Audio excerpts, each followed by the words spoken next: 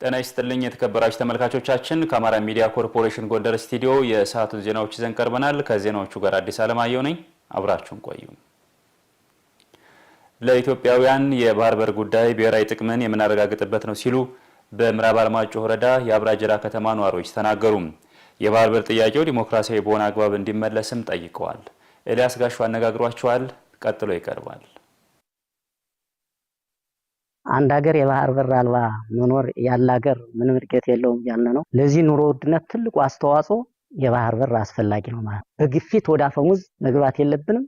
በዲፕሎማሲ በሰጥቶ መቀበል ባህር በሩ እንዲመለስ ላይ እስከታሻለው ጥረት ማድረግ ማንኛውም አካል አለበት የሚል ሐሳብ አለኝ ማለት። ንብረታችን ማምጣት ግዴታችን እስከሆነ ደግሞ በእጃችን የምናገባው በእጃችን የምናረግበት ሰዓት ቀላል ነው። አሁንም ነው። ሀብት ሊሰረቅ ይችላል።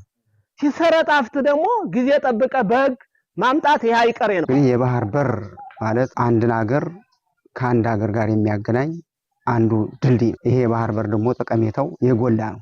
ከኢትዮጵያም አልፎ ለምስራቅ አፍሪካ ቀንድ ሀገራት ለሚባሉት ጠቃሚ ሀብታችን ከተለያዩ ሀገራት እናስገባቸው ሸቀጦች ግብር ከፍላ ነው እንግዲህ ኢትዮጵያ የምታመጣው። ይሄን በራችን ብናገኘው ግን በሰላማዊ መንገድ ሲገኝ ወጪ ይቀንሳል። ባህር በሩ ለኛ ጠቃሚ ነው። ምክንያቱም የዋጋ ንረቱን ይቀንሳል። እነዚህ ተሽከርካሪዎች ራሱ በየሰዓቱ ወደ ኢትዮጵያ ውስጥ የሚገቡ ከሆነ በቃ የተወደዱ ነገሮች እየቀነሱ ይሄዳሉና ይጠቅመናል የሚል ሐሳብ አለ። ሚዲያው ወጣቱም ሀገሩን ጥሎ ከመፍለስ ሌላ ፖለቲካ ከመብላት ሁሉም ተረባርቦ የባህር በር ጥያቄውን በአፋጣኝ በዲሞክራሲ እንዲመለስ አድርጎ የባህር በር ተጠቃሚ ሆኖ ኢትዮጵያ የምትባል ሀገር ተረጋግታ እንድትኖር የማድረግ ስራውን ላይ እስከታች እንዲሰራ ነው መሆን ያለበት ማለት ነው። ወደ ቢኖረን ነው ያ ገንዘብ ለሌላ ልማት ይውል ነበር። ነዳጅ እናወጣለን፣ የተለያየ ነገር መንግስት ለማዳበሪያ ሌሎችም ማሽነሪዎች ሌሎችም የሚያሰብነው ነገር ምናሟላው ወደብ ሲኖር፣ ወደብ ከሌላ አሁንም የሚቻል አይደለም። እድገትን ማሰብ አይቻልም። ስለዚህ በዛ ላይ ትኩረት አድርገን መስራት ነው የሚል እምነት አለኝ እና የቀይ ባህር ጥያቄ ኢትዮጵያ መንግስት ጥሩ ነው ጥንካሬው በሰላማዊ መንገድ እንዲሆን ደግሞ ህዝቡ ምን ይጠበቃል ያልከው ህዝብና መንግስት አንድ መሆን መቻል አለ። አሁን ደግሞ ይህን ባህር ለመመለስ ይህን ጥያቄ ለመመለስ ሁሉም ማህበረሰብ መንግስት ማለት ህዝብ ነው፣ ህዝብ መንግስት አንድ መሆን መቻል አለበት። ከጎሳ አስተሳሰብ መውጣት አለበት።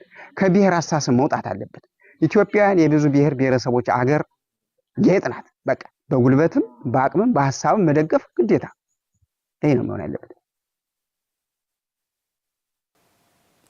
በነዳጅ እጥረት ምክንያት የተከሰተውን የትራንስፖርት እጥረት ለመፍታት ታክሲዎችን በፈረቃ እያሰማራ መሆኑን የጎንደር ከተማ አስተዳደር ትራንስፖርትና ሎጂስቲክስ መምሪያ አስታወቀ። በከተማው የሚገኙ ታክሲዎች ተገቢውን አገልግሎት እንዲሰጡ ጥብቅ ክትትል ሊደረግ እንደሚገባ አስተያየታቸውን የሰጡን የጎንደር ከተማ ነዋሪዎች ተናግረዋል። ተስፋዬ ጋሹ ተጨማሪ ዘገባ ይዟል። በመካከለኛው ምስራቅ በተቀሰቀሰው ግጭት ምክንያት በዓለም አቀፍ ደረጃ የተፈጠረው የነዳጅ አቅርቦት እጥረት በሀገራችን በኢትዮጵያም ተጽዕኖውን ማሳረፉን ቀጥሏል። በጎንደር ከተማ የታየው የነዳጅ እጥረትና የትራንስፖርት ዋጋ ንረት በነዋሪዎች የዕለት ከዕለት እንቅስቃሴ ላይ ጫናን ፈጥሯል። የከተማዋ ነዋሪዎችም ችግሩን እንዲህ ያነሳሉ።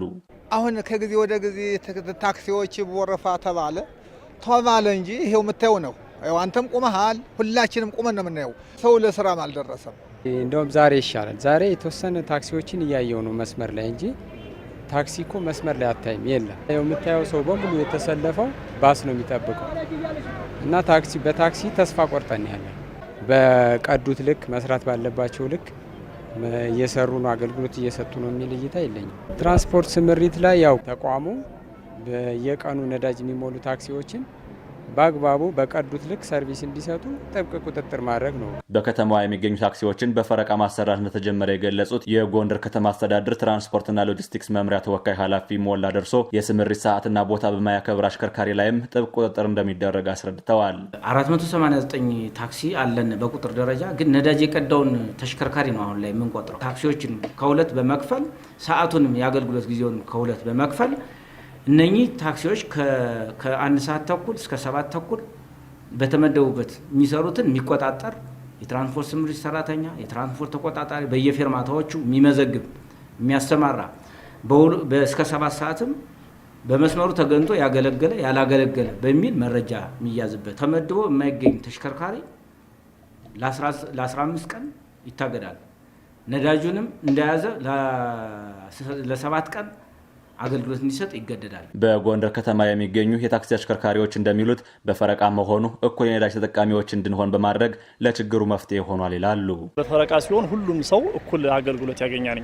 ሁሉም መኪና ፍትሃዊ የሆነ ስምሪቱን እንዲሸፍን ይደረጋል። ጥሩ ነው ብዬ ነው የማምነው። ናፍጣ እጥረት ከመቅረፍ አንጻር ምክንያቱም አሁን በፊት ስንቀዳ የነበረው በየ3 ቀኑ ነው የነበር። አሁን ግን ናፍጣውን 3 ዙር እየሄድክ 6 ቀን ለማድረግ እየተሞከረ ነው። መንገድ ትራንስፖርትም ከዚህ አንግል ነው በስምሪት እንድንሰራ ያደረገው እና ናፍጣ ከመቆጠብ አንግል ይሄ የተሻለ ነው ብዬ ነው የማምነው። ስሜ ጸዳሉ አሰፋ እባላለሁ። የምሰራው ከአዘዞ ፒያሳ አራዳ ነው የምንሰራው ቅዳሜ ገበያ። በዛ በምንሰራበት ሰዓት ላይ አሁን ላይ የናፍጣ ችግር አለ። ግን አሁን ያለው ስርዓት ጥሩ ነው። ጧት ከሰዓት የተባለው ምድብ ጥሩ ነው። ለምን ጥሩነቱ ምንድነው? አንደኛ ሹፌሮች እርስ በርስ ከራሴ ጀምሮ መተማመን ስለጠፋ እያወረደ እያለበ እየሸጠ ነው በሚለው ነው። የታክሲ አገልግሎት ሰጪዎች በፈረቃ እንዲሰሩ ከተደረገ ጀምሮ የነዳጅ እጥረቱን ተከትሎ የተፈጠረውን ብልሹ አሰራር ማረም እንደተቻለም ተወካይ ኃላፊው ገልጸዋል። ለውጡ በጣም የተሻለ ነው። ይህን አዲስ ምደባ የጀመርነው በ20 ነው፣ መጋቢት 20።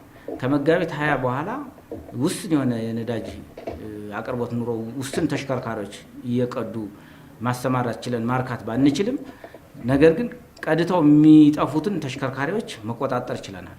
ቢያንስ በስራ ቦታቸው አገልግሎት እንዲሰጡ ያልተገኙትንም ደግሞ ተቆጣጥረን እርምጃ የወሰነበት ሁኔታ ነው ያለው። ማህበረሰቡ ከተፈቀደ ታሪፍ ውጭ ያለ አግባብ ዋጋ ጭማሪ የሚያደርጉ አገልግሎት ሰጪዎችን ሲመለከት ለሚመለከተው አካል በማሳወቅ እንዲተባበርም መምሪያው ጠይቋል።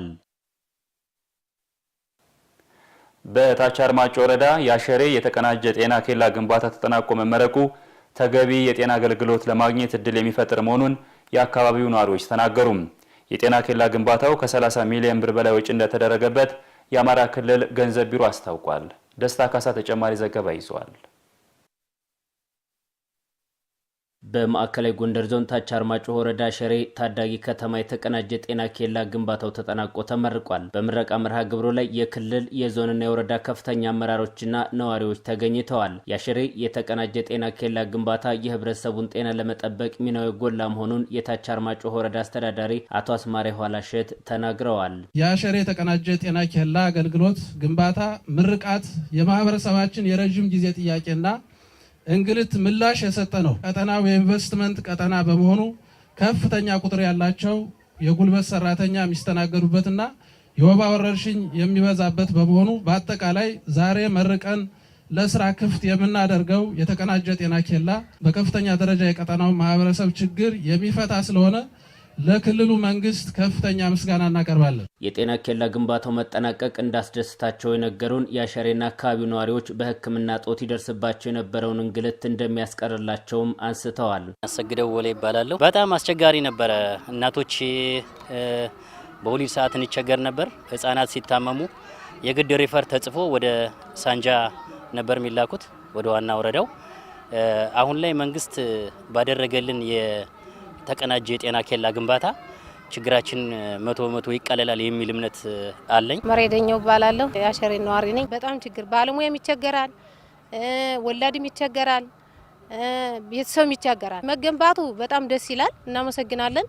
ግን ቢሆንም ከዚህ በላይ የተቀናጀ ደግሞ ጤና ጣቢያ ቢሆንልን። ሞገሳለው ባላለሁ የዚህ ከተማ የአሸሬ ከተማ ነዋሪ ነኝ። ከነበረው ችግር ስናየው ይሄ የተቀናጀ የጤና ኬላ መገንባቱ ከነበረው 80-90% በሚሆን መንገድ ችግራችን ይቀርፋል ብለን እናስባለን። የአማራ ክልል መንግስት በጤናው ዘርፍ ትኩረት ሰጥቶ እየሰራ መሆኑን ያስታወቁት የክልሉ ገንዘብ ቢሮ ምክትል ኃላፊ አደራጀው ካሴ የአሸሬ የተቀናጀ ጤና ኬላ ግንባታ ከ30 ሚሊዮን ብር በላይ ወጪ የተደረገበት መሆኑን ገልጸዋል። ዛሬ እያስመረቅን ያለውን የተቀናጀ የጤና ኬላ ግንባታ 31 ሚሊዮን ብር በላይ የወጣበትና ከ10 እስከ 15 ሺህ ለሚደርስ ማህበረሰብ ክፍል የጤና አገልግሎት የሚሰጥበት ሁኔታ ነው ያለው። መንግስት በእቅድ የተያዙ ፕሮጀክቶች ስለሆኑ ግንባታ ብቻ መገንባት ሳይሆን አስፈላጊ የሆኑ የጤና ቁሳቁሶችንም ማሟላት የፕሮጀክቱ አካል ነው የሚሆነው ማለት ነው። የማዕከላዊ ጎንደር ዞን አስተዳዳሪ አቶ አወቅ አስፈሬ የአሸሬ የተቀናጀ ጤና ኬላ ግንባታ ለአገልግሎት ክፍት እንዳልሆነ ጠቁመው መሟላት ያለባቸው ቁሳቁሶች በማሟላት ወደ ስራ እንዲገባ እንሰራለን ብለዋል። ይሄን ጤና ኬላ በማጠናከሩ ሂደት ውስጥ የሚያስፈልጉ ግብአቶችን በማሟላት እስካሁኑ ሰዓት ድረስም አስፈላጊውን ግብአት እያሟላን እንገኛለን። በቀጣይም ይሄንን ግብአት የማሟላት ስራ የበለጠ አጠናክረን እንቀጥላለን። ግብአቱን ካላሟላ ነው ይሄ ህንጻ ምንም ማለት አይደለም።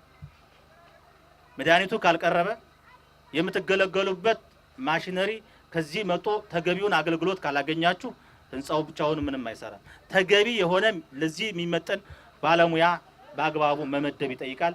እሱንም ጀምረናል። የበለጠ አጠናክረን ምንቀጥል ይሆናል ማለት ነው። ከአሸሬ የተቀናጀ ጤና ኬላ ምርቃት በተጨማሪ በታች አርማጭሆ ወረዳ የተገነቡ ፕሮጀክቶች ምልከታ ተደርጓል። የተከበራችሁ ተመልካቾቻችን ከአማራ ሚዲያ ኮርፖሬሽን ጎንደር ስቱዲዮ የሰዓቱ ዜናዎቻችን የተከታተላችኋቸውን ይመስሉ ነበር። ከዜናዎቹ ጋር አዲስ አለማየሁ ነበርኩ። ጤና ይስጥልኝ።